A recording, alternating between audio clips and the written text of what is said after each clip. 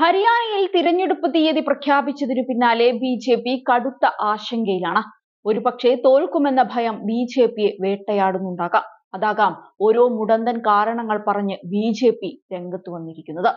ഏതായാലും തിരഞ്ഞെടുപ്പ് തീയതി മാറ്റണമെന്ന ആവശ്യത്തിലാണ് പാർട്ടി. പ്രധാന കാരണമായി പറയുന്നത് അവധിയോടെ വരുന്ന വീക്കെൻഡുകളാണ്. ഒക്ടോബർ 1-നാണ് ഹരിയാനയിൽ നിയമസഭാ തിരഞ്ഞെടുപ്പ് നടക്കുന്നത്. പക്ഷേ സംസ്ഥാനത്ത് നീണ്ടു നിൽക്കുന്ന വലിയൊരു അവധിക്കാലമാണിത്. എത്ര പേർ പോളിംഗ് ബൂത്തിലേക്ക് വരുമെന്ന കാര്യത്തിൽ ബി.ജെ.പിക്ക് കടുത്ത ആശങ്ക തന്നെയുണ്ട്. നിലവിൽ ഭരണവിരുദ്ധ വികാരം നേരിടുന്ന ബി.ജെ.പി വോട്ടർമാരുടെ ഇടിവ് കൂടിയുണ്ടായാൽ സർവകാല പരാജയം നേരിടുമെന്ന ഭയം സംസ്ഥാന നേതൃത്വത്തിനുണ്ട്. ഹരിയാനയിൽ നിന്ന് വളരെ കുറച്ചു മാത്രമാണ് ഹിമാചൽ പ്രദേശ് പോലുള്ള ഒരു ടൂറിസ്റ്റ് കേന്ദ്രത്തിലേക്കുള്ളത്. വോട്ടിംഗ് ശതമാനത്തിൽ കാര്യമായ ഇടിവ് തന്നെ ഉണ്ടാകും ഒക്ടോബർ 1-ന് പോളിംഗ് നടത്തിയാൽ എന്ന് ബി.ജെ.പി ഉറപ്പു പറയുന്നുണ്ട്. സെപ്റ്റംബർ 28, 29 ദിവസങ്ങൾ വീക്കെൻഡാണ്. ഒക്ടോബർ 1-ന് പോളിംഗും അതിനടുത്ത ദിവസം ഗാന്ധി ജയന്തിയാണ്. അത് ദേശീയ അവധി ദിനമാണ്. ഹരിയാനയിൽ ഒക്ടോബർ 3-ഉം അവധി ദിനമാണ്. കാരണം ആഗ്ര സെന്റ് ജയന്തി ഈ ദിവസമാണ് ആചരിക്കുന്നത്. ഈ ദിവസങ്ങളിൽ പലരും കുടുംബത്തോടൊപ്പം സംസ്ഥാനത്തിന് പുറത്തേക്ക് യാത്രയ്ക്കായി പോകുമെന്ന് ഉറപ്പാണ്. 10 വർഷത്തെ ഭരണവിരുദ്ധ വികാരം ബി.ജെ.പി നേരിടുന്നുണ്ട്. വലിയ രീതിയിൽ വോട്ട് ശതമാനം ഇല്ലാതായാൽ കൂട്ടുകക്ഷി ഭരണം പോലും സാധ്യമല്ലാതെ വരും. ഹരിയാന ബി.ജെ.പി അധ്യക്ഷൻ ലാൽ ഭദോലി തിരഞ്ഞെടുപ്പ് കമ്മീഷന് 9 കാരണങ്ങൾ ചൂണ്ടിക്കാണിച്ച് കത്തെഴുതിയിരിക്കുകയാണ്.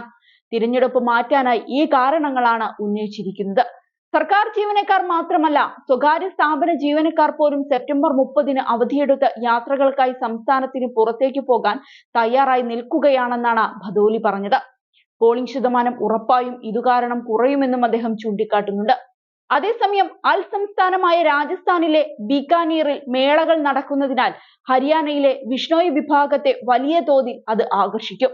ഒക്ടോബർ 1-ന് ഇവർ ആഘോഷങ്ങളിൽ പങ്കെടുക്കാൻ രാജസ്ഥാനിലേക്ക് പോകുമെന്നുമാണ് ഭദോലി പറഞ്ഞു വെക്കുന്നത്.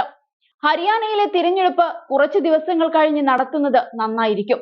പഞ്ചാബിലെ നിയമസഭാ തിരഞ്ഞെടുപ്പ് രവിദാസ് ജയന്തിയെ തുടർന്ന് മാറ്റിയിരുന്നതും ഭദോലി ചൂണ്ടിക്കാട്ടുന്നുണ്ട്.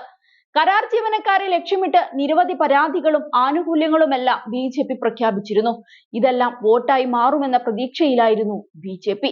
എന്നാൽ ഇവർ വോട്ട് ചെയ്തില്ലെങ്കിൽ വലിയ തിരിച്ചടി ഉണ്ടാകുമെന്നാണ് വിലയിരുത്തപ്പെടുന്നത്.